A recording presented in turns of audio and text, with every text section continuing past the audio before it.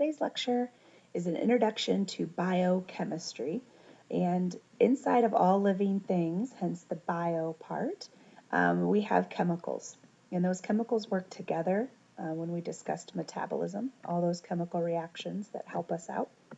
And so biology and chemistry are linked in that way. We have a state standard that deals with this. The state wants us to really understand here that all living things are made up of smaller objects, and those smaller objects combine together, but yet they use a lot of the same resources. So we use the elements from our periodic table like carbon and hydrogen, nitrogen, oxygen, phosphorus, sulfur.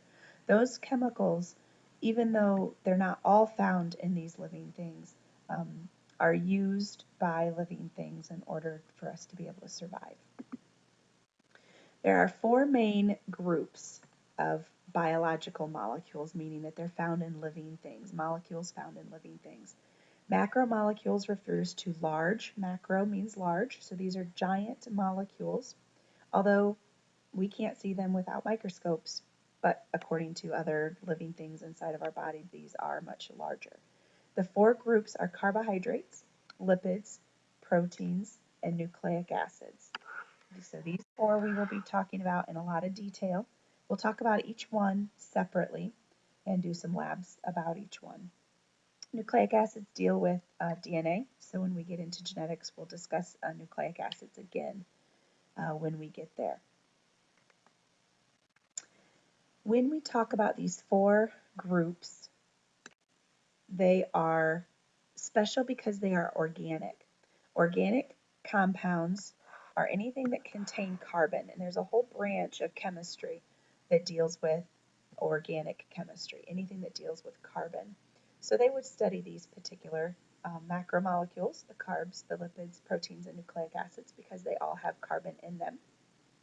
There's another group of chemistry called inorganic, and inorganic is the opposite. They don't study anything with carbon. So water, for instance, would be inorganic because it's just hydrogen and oxygen.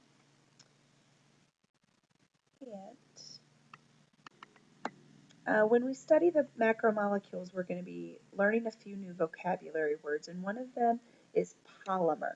So a polymer is a large molecule. Large molecules made up of smaller pieces. So in this picture, you can see some red small pieces, some blue, and when they combine, and they can combine in lots of different ways, we can have the same colored piece over and over and over, like these red ones. We could have a kind of a mixture of the red and blue together. We could have all red and then all blue. Lots of variety when we are assembling these pieces together. You can think of it like Legos as well. The same group of Legos, you could build hundreds of different objects from those same pieces. And that's what we have with carbohydrates. There's hundreds of different types of carbohydrates. Some of them have the same piece over and over. Some of them have different pieces in a variety of different groupings. So a polymer is something large. These would be polymers right here. And these small pieces would be called monomers.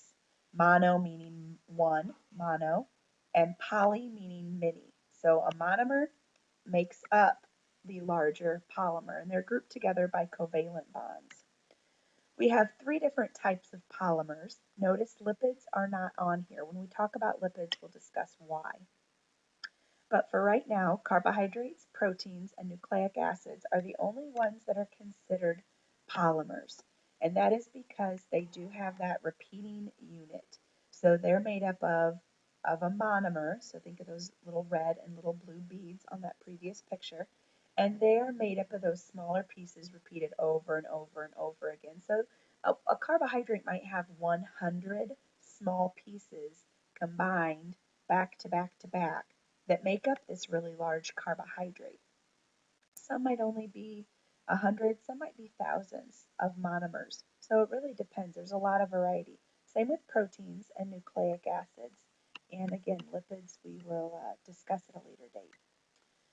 Now, in order to assemble these, okay, we have these little red and blue beads that we looked at. And if we want to assemble them to make that larger polymer, We do that by a process called dehydration synthesis. And this is where we take two molecules, and when we bond them together, what happens is that in order to create the bond between them, they actually lose a water. So that's where the dehydration part comes in. Dehydration, you're lacking water, you're losing water. And synthesis means to put together. Synthesis is a word we're going to see a lot in biology. So to make or to put together. And that's how we make those large chains. Now the other half of this, the reverse process, is called hydrolysis. And in this part, hydro means water, so we're going to put water back in, and lysis means to cut. So if we want to take that large strand of red and blue beads and we want to break it back apart into just the single red and single blue, we have to put a water in that breaks the bond holding the two beads together. So that's where we get hydrolysis. You add in water and it cuts or breaks the strand apart.